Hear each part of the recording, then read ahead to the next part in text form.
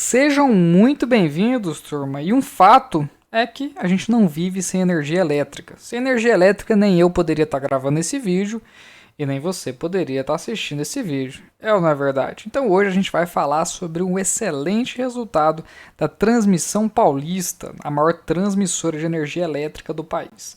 Para quem tem dúvida, transmissão elétrica é quando você olha esses cabos aqui na rodovia e a gente confunde com uma bola de basquete. Quando era criança, olhava muito aquilo, né? E falava, pô, tem uma bola de basquete ali que indica um fio de alta tensão. Então, basicamente, é aqui que nós estamos falando da distribuição de energia, né? Da transmissão de energia, e a distribuição é o poste, né, de luz no qual você paga a sua conta de água.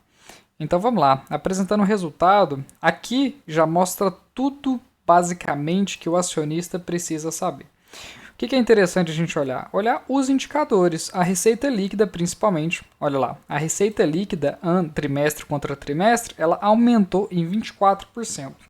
O EBITDA, que é mais ou menos a geração de caixa operacional da empresa, também aumentou cerca de 38%. O lucro líquido, né, que foi aqui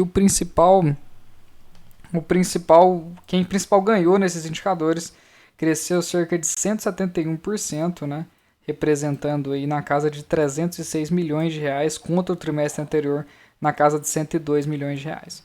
O ROI, que é o retorno sobre o patrimônio líquido, ele também cresceu 5,3 pontos percentuais e a dívida líquida, ou seja, a dívida descontada do caixa, também cresceu, né, na casa de 3,5%. A dívida cresceu menos que a inflação. Cresceu menos que a inflação no período. Isso é um ponto importante. O CAPEX. CAPEX é o custo de capital intensivo. Basicamente, é quanto que a empresa precisa continuar investindo para ela manter suas operações em dia. Cresceu também cerca de 31%. O principal destaque é, com certeza, o EBITDA e, com certeza, o lucro líquido também. Então, para a gente poder entrar em mais detalhes, a gente olha o destaque financeiro aqui, né, da Transmissão Paulista. Principalmente o lucro líquido, a dívida líquida, o EBITDA e a geração de caixa operacional.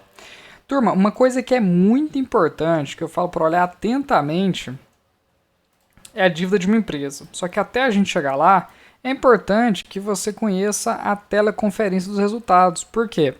Porque nesse momento, os principais executivos de alto escalão da empresa, que costuma ser o diretor de relacionamento com investidores, o diretor financeiro, que costuma ser a mesma pessoa, e o CEO, que é o chefe executivo da organização, né, que é o presidente da empresa, eles costumam falar sobre os seus resultados. E isso é muito bacana de entender como é que essa galera pensa na macroeconomia do país e na microeconomia da companhia que eles estão tocando. Então é um pessoal realmente muito fora da curva em questão de inteligência e a gente acaba aprendendo um pouco. E isso faz um bem danado para nossa cabecinha. Uma coisa que é interessante a gente olhar, turma, que eu sempre gosto de salientar, é essa questão, é esse camarada aqui, ó, é o endividamento. Por quê? Porque uma empresa que não tem dívida, ela não consegue quebrar. É ou não é verdade? Então aqui a gente olha a questão dos empréstimos, né, e também dos financiamentos. Perceba que a dívida bruta ela aumentou na casa de 9% contra o trimestre anterior, aumentando principalmente a dívida de curto prazo. Só que perceba uma questão interessante, a dívida aumentou, mas o valor em caixa, que é a disponibilidade, né, também aumentou. Então a disponibilidade aumentou justamente, né, o que a empresa emitiu de dívida no curto prazo para poder reforçar o caixa da companhia.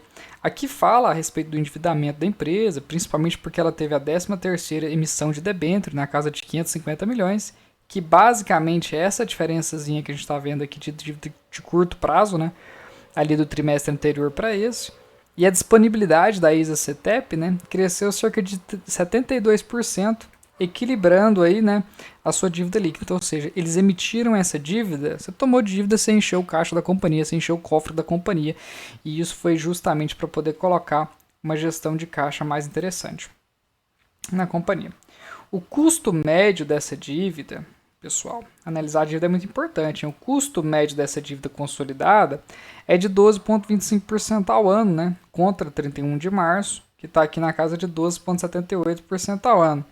Isso é bom? Sim, porque a gente precisa levar em consideração a dívida que a empresa tem comparado na taxa livre de risco, que hoje ela está em 13,75. Então, ou seja, se a gente pegar como medida, se o governo está emitindo títulos a 13,75 e a Transmissão Paulista está captando 1% ao ano abaixo disso, realmente está muito bom. Mas essa diminuição, né, se dá em uma redução de 114 pontos percentuais, bips que a gente fala, observada no IPCA anualizado.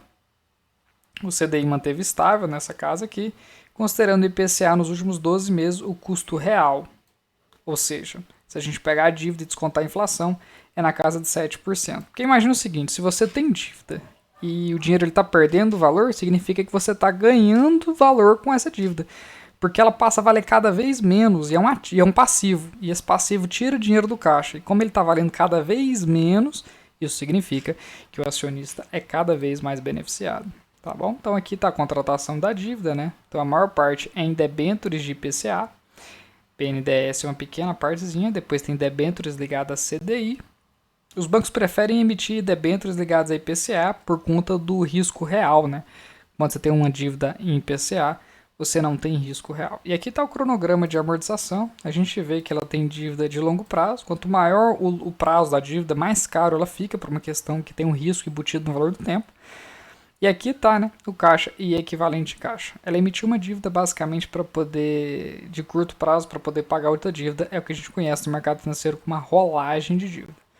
E aqui está toda a questão de investimentos, né, foco em melhorias, que é onde entra todo o CAPEX da empresa, que é o custo de capital intensivo. Não vou entrar em muitos detalhes aqui, eu vou pegar justamente a questão da dívida, uma empresa que não tem dívida ela não consegue quebrar, para poder apresentar para os senhores. Não teve dividendos, tá ok? A oitava maravilha do mundo, realmente a empresa não anunciou, mas isso é bom para poder reforçar o caixa da companhia.